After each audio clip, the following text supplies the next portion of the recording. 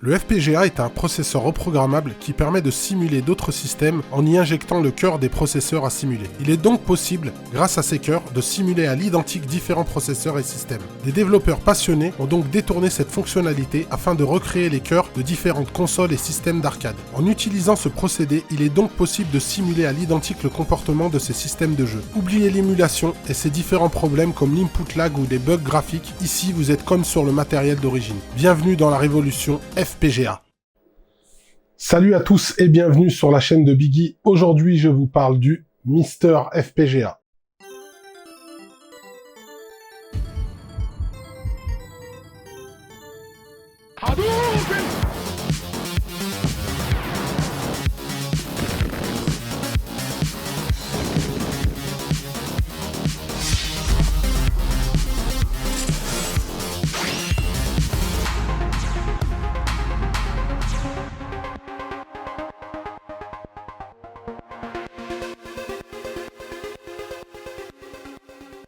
Comme expliqué en introduction, le Mister FPGA en fait est un processeur reprogrammable qui permet de simuler différents systèmes. Il a été détourné il y a quelques temps pour pouvoir mettre des systèmes de jeu à l'intérieur.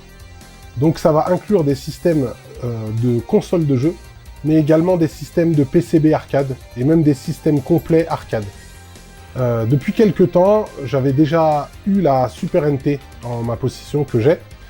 C'est une console dont je me sers beaucoup aujourd'hui pour notamment faire des captures et qui offre le confort d'être utilisable sur des écrans modernes avec une qualité vraiment optimum. Ce que le Mister FPGA va apporter, c'est que vous allez pouvoir donc simuler différentes consoles et systèmes comme je l'expliquais. Donc on va avoir de disponible par exemple la Mega Drive. Moi qui ne possède pas une Mega SG, ça me permet également de jouer au catalogue Mega Drive dans les mêmes conditions que la Super NT, avec vraiment une qualité d'image optimum, avec une fidélité vraiment maximum aussi.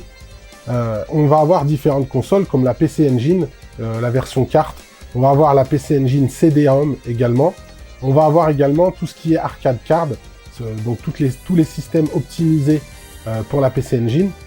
On va avoir le Mega CD également, qui va être disponible. On peut avoir aussi des micro-ordinateurs comme l'Amiga, comme le X68000 par exemple, et on va avoir ça avec une qualité vraiment incroyable. Ce qui m'a intéressé également dans le Mister FPGA, c'est toutes les options qui sont à votre disposition au niveau des réglages et des filtres.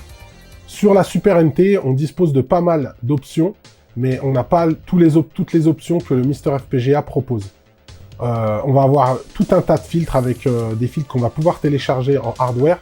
On va avoir les filtres de base, ne serait-ce que les filtres CRT qu'on peut mettre à 25, 50, 75%.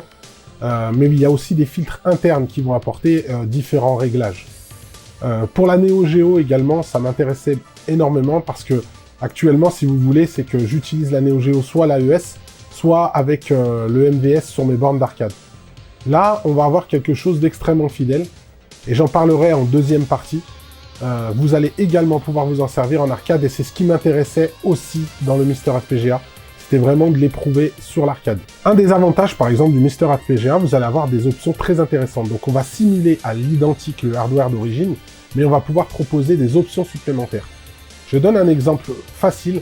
Sur la Super Nintendo, vous allez pouvoir booster légèrement le processeur, notamment dans Super R-Type. En activant l'option Turbo sur le processeur, vous allez pouvoir supprimer les ralentissements qu'on avait dans le jeu de base. Ça, c'est une option vraiment très intéressante, puisqu'on va pouvoir même optimiser le matériel d'origine. C'est un espèce d'overclock qui est fait à l'intérieur et qui permet d'augmenter la capacité du processeur qui est simulé. Vous allez avoir cette option qui est disponible également pour la Mega Drive, ce qui va ramener un peu plus de confort dans certains jeux qui ralentissent un petit peu. En fait, ce système va apporter vraiment beaucoup d'avantages par rapport à de l'émulation par exemple, puisque comme on simule à l'identique, on ne va pas avoir de bug graphique ni d'input lag. J'ai fait des tests avec des amis qui sont assez connaisseurs en la matière, et ils ont retrouvé leur marque immédiatement. Le rendu, comme je l'avais expliqué pour la Super NT, est juste bluffant. Au niveau du RGB, on a vraiment une sortie pure RGB. Sur des consoles comme la NES, on va avoir tous les avantages, c'est-à-dire qu'on va pouvoir changer de palette de couleurs avec différentes palettes qui sont disponibles. On va vraiment avoir la sortie du NES RGB, donc ça c'est très confortable Autre avantage non négligeable, comme je l'expliquais pour l'accélération du processeur sur SNES, on va avoir également la correction des clignotements de sprite sur NES, en plus des palettes de couleurs différentes. Donc ça, c'est une très bonne nouvelle. On va vraiment pouvoir profiter de la NES à son plein potentiel. Pareil pour des consoles 8 bits, d'autres consoles 8 bits comme la Master System, on va vraiment avoir une qualité d'image optimum, même si la sortie de la Master System était déjà bonne de base.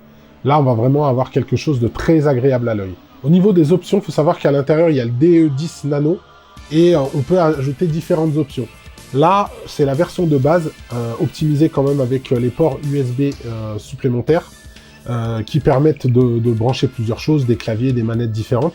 Mais il existe des options disponibles pour pouvoir mettre les manettes d'origine des différentes consoles.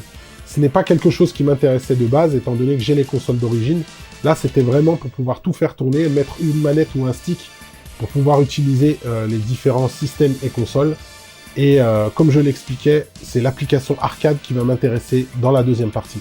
Comme je l'ai expliqué, j'ai donc choisi le Mister FPGA, surtout pour l'application arcade. Il faut savoir que de base, en termes de connectique, vous avez de l'HDMI et un port VGA. Donc grâce à ce port VGA, vous allez pouvoir raccorder vos bornes d'arcade à l'aide d'un JAMA SD que je présente en insertion. Grâce à ce JAMA SD, vous allez pouvoir donc raccorder les différentes connectiques du Mister FPGA au niveau des contrôles et également de l'affichage. Il faut savoir que de base, avec l'IO board qui est recommandé avec le Mister FPGA, maintenant il y a une nouvelle version, on avait un souci au niveau des couleurs, puisqu'on avait un souci de saturation au niveau des rouges. Je remercie Lorenzo qui nous a donné l'astuce pour pouvoir pallier à ce problème, je le mets en insertion.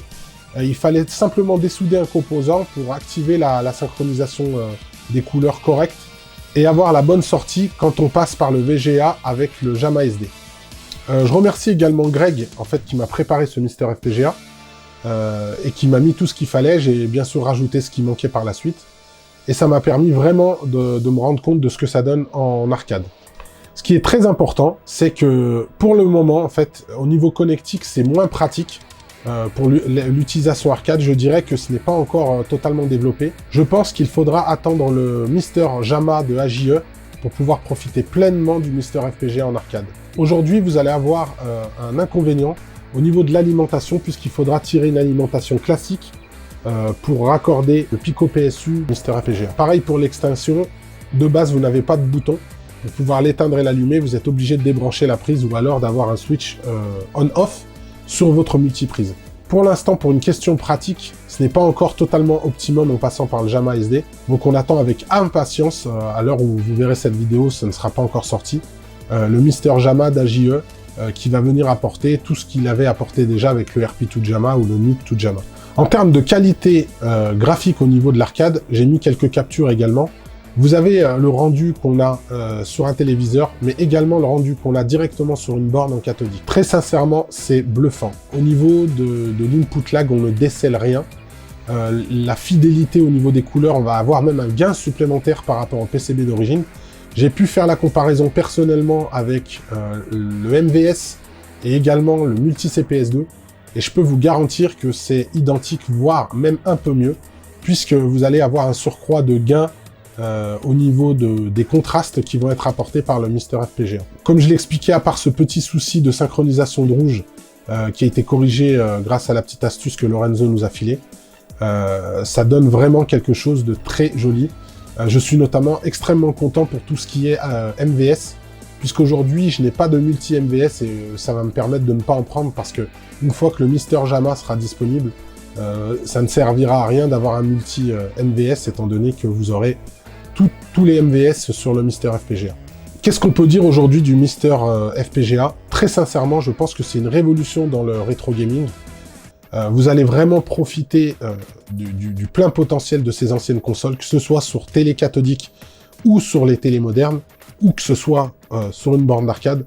Personnellement, je suis vraiment extrêmement satisfait du rendu final qu'on a avec ce Mister FPGA.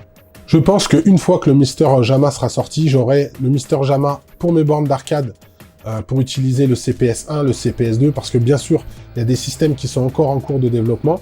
On a déjà quelques jeux du système 16 qui sont arrivés, comme Shinobi. Il y a Golden Axe qui devrait arriver dans peu de temps. Et il y a plein d'autres, notamment certains caves qui ont été développés pour le Mister FPGA.